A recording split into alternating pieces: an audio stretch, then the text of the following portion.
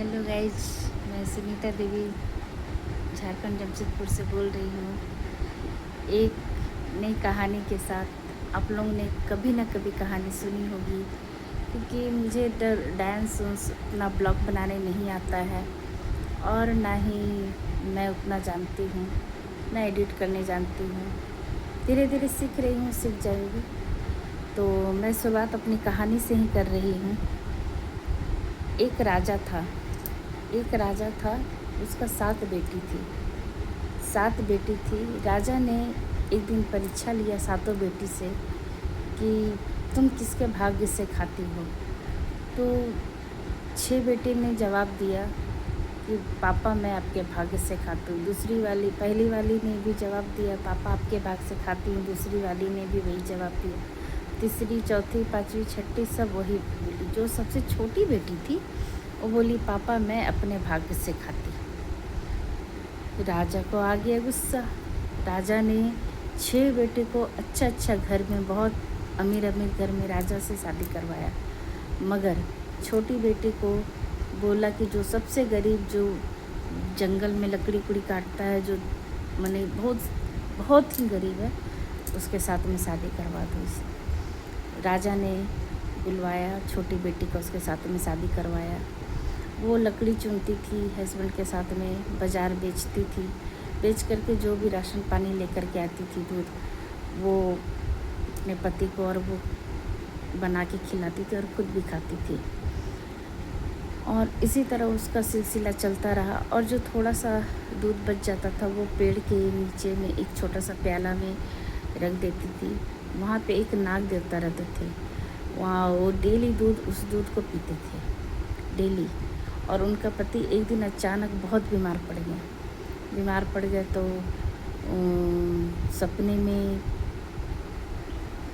वो उसके आए नाग देवता कि जहाँ तुम मेरे को दूध पिलाती है वहाँ एक नागमणि है, बहुत सारा।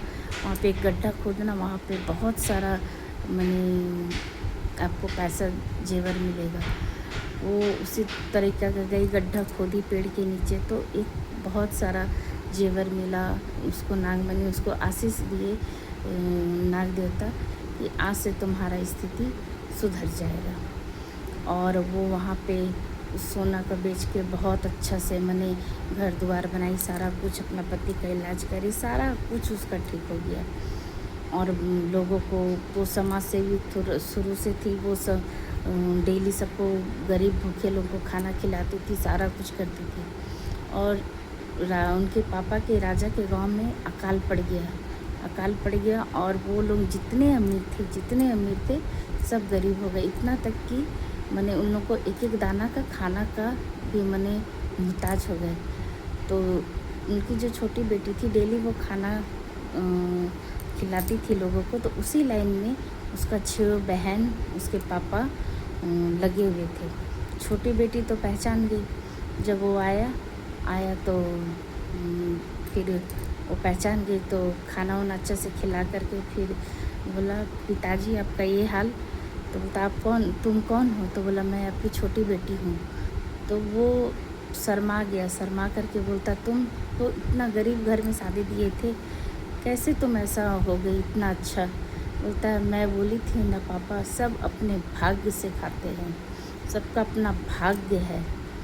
तो यही मेरा भाग्य था। तो इस कहानी से ही सीख मिलता है दोस्तों कि जो भाग्य में लिखा है ना, वही होगा। इसीलिए बोलते हैं कहावत में कि दूसरे को, महल को देख करके अपना झोपड़ी नहीं जला लेना चाहिए, क्योंकि झोपड़ी ही उसकी महल है। झोपड़ी से कब राजा बन जाए कोई, और कोई राजा से, महल से झोपड़ी में आ जाए, कोई बोल नहीं सकता है। इसीलिए किसी को दूसना नहीं चाहिए। और एक बात मैं इसमें जोड़ती हूँ, जब मैं रोड सड़क पे कहीं पर भी जाती हूँ ना, तो जब छोटे यंग लड़का को सिगरेट फूकते, या फिर दारू के दुकान में लाइन लग कर के दारू का बोतल लेकर के जब वो पीता है पान गुमटी के पीछे, तो हमको बहुत तकलीफ़ लगता है। स्टूडेंट लोग, मैं तो बगल का बच्चा को देखती हूँ तो उसके माँ पापा से शिकायत भी करती हूँ, मगर क्योंकि उनके माँ पापा तो उसके पीछे नहीं रहते। काश मेरे बच्चे भी कल को करें तो कोई बताएगा तभी तो जानेगा। ये चीज़ को लेकर के हम बहुत स्ट्रिक्ट है। मगर मैंने ऐसा लगता है उन लोग जब खरीद के पीता है, सड़क पे बदमाशी करता है, तो लगता है कि उन गरीब बच्चे को क्यों नहीं इस पैसे से खिला देता है किसी को 2 रोटी। जो बच्चे छोटे-छोटे घूमते हैं, धूप में भीख माँग रहे हैं या फिर कुछ भी, एक बच्चे का तो भविष्य बन जाएगा। माने मेरा ऐसा सोच है। किसी भी दिन कभी भी जब मेरा स्थिति सुधरेगा तो मैं इस तरीक़ा का काम ज़रूर करूँगी। ये मेरा सपना है अगर ज़िंदा रह गई, क्योंकि मौत का तो कोई भरोसा नहीं। सपना तो सब कोई देखते हैं, मगर जैसे मैं बताई भाग्य का बात, अगर मेरे भाग्य में लिखा होगा तो मैं ज़रूर एक दिन करके दिखाऊंगी। कि मेरा सपना है कि लोगों को मैंने रोज़गार देना। दूसरी बात है जो छोटे छोटे बच्चे इधर उधर घूम रहे उनको अच्छा पढ़ाई देना, खाना पीना देना। उसके बाद जो वृद्धा माँ लोग जो रोड में घूमती है, घर से निकाल दिया जाता है, सड़क के किनारे पड़ी रहती है, बहुत सारा ऐसा देखते हैं, उन लोगों का सहारा बन सके। तो ऐसा सोच है मेरा। और देखिए बाकी ऊपर वाला कितना साथ देता है। और मैं तो ये भी सोची हूँ कि अगर पैसा होगा तो अपना खुद का बगीचा लगाऊंगी, सब्जी ये सब, एक रूम एक वरांडा बना के उन लोगों को रहने दे दूँगी। और पशुपालन करूँगी कि अपना करो, खाओ और बेचो। मैंने इस तरीक़ा का सोच है। वृद्धाश्रम बनाने का सोच है, बच्चा लोग के लिए अनाथ आश्रम, ये सब मैंने बड़ा बड़ा सोच तो रखे हैं। तो देखिए ऊपर वाला अगर चाहता है, पहले तो बोला जाता सोचो, उसके बाद ऊपर वाला भी आपके सोच के साथ में साथ देगा। तो देखिए कहाँ तक सच होता है दोस्तों। बस मैं अपना वाणी यहीं समाप्त करती हूँ। धन्यवाद।